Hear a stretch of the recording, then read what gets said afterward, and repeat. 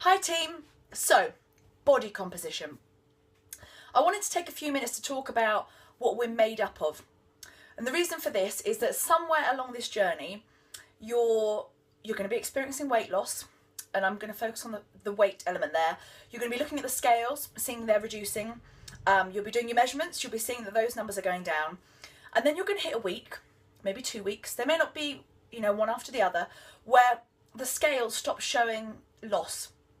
Your measurements with your measuring tape may still be reducing, but there will be times, where you don't see yourselves getting lighter on the scales. And all of us get really affected by this because, after all, the numbers are so tangible, and it's such a great feeling when you stand on those scales and you see them diminishing, and it becomes very, very easy to make that our main focus and forget about everything else that's happening in the journey. The fact that your clothes are getting looser, the fact that your measurements, your waist, your hips, those numbers are still reducing, and also how you're feeling. Your energy, it's better, your skin's radiant, your hair's in better condition, you can run up the stairs and not feel out of breath at the top. Those factors are all even more important than what the weighing scales say, but those scales they're kind of the ultimate number. And so I want to give you lots and lots of confidence about using and recognising that number, but not letting it be sort of a noose around your neck during this process. So what are we made up of? We've got muscle, we've got bone, we've got fat-free mass, and that's where we store most of our water. We're going to include water into that category. Now, the most metabolic part of our body is our muscle. It's alive. And so the more muscle we've got, the greater percentage that this takes up of our body, the less space there's going to be for fat. And because it's active, the denser our muscle is, the more energy it needs to survive, to heal, to repair, to grow.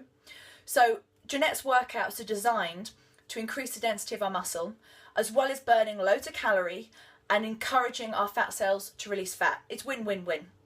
The more muscle we've got doesn't mean we're going to turn into the Hulk in 12 weeks. If it was that easy, Jeanette and I would not have jobs.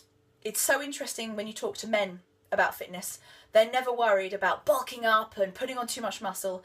But every woman, when you talk to her about lifting weights, the first thing they say is, I don't want to get big, I don't want to get bulky. It's not that easy. We've got 1/10 of the testosterone that men have. Our bodies have to work really, really hard to build muscle.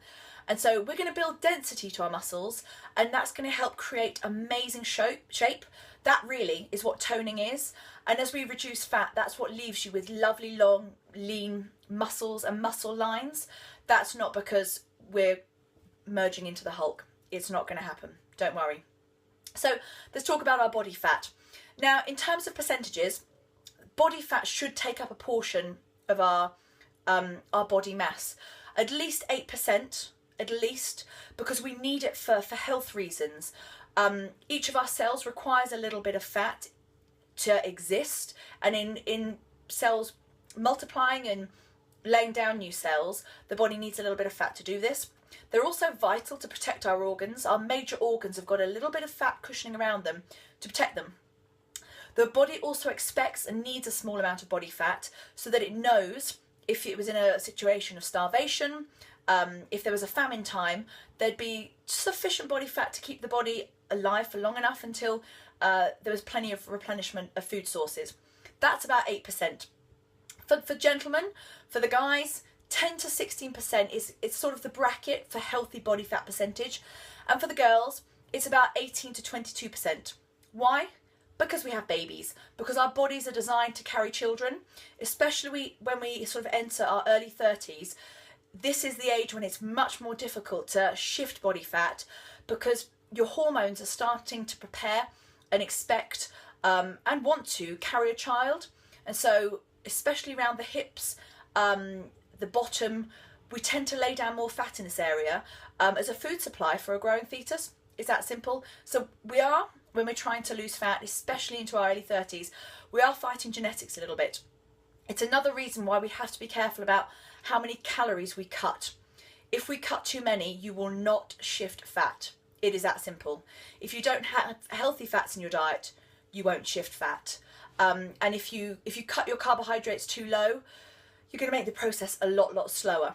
So the good news is it shouldn't make it an arduous process. We should still really enjoy our food, and it's why the nutrition guide gives you as much choice as possible, and it's not regimented. So we've talked about fat. Let's talk about bones. For me, healthy is heavy. That's a phrase that I use a lot, and it's because we want dense, solid bones. Not just during life, not just during our earlier years, keeping us strong, preventing breakages, but as we go into our latter years, strong bones really are the foundation for the longevity of our life. When we're a lot older, we tend to degenerate a lot faster because we've got either brittle or weaker bones and much lower muscle mass. This is a very sweeping statement, but strong bones create a really strong, rigid frame to help you in your 70s and 80s getting out of the chair.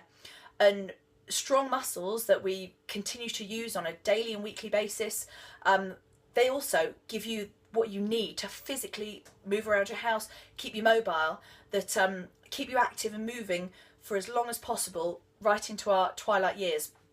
So if somebody's hopping onto the scales and those numbers are really light, for me, that's quite a cause for concern.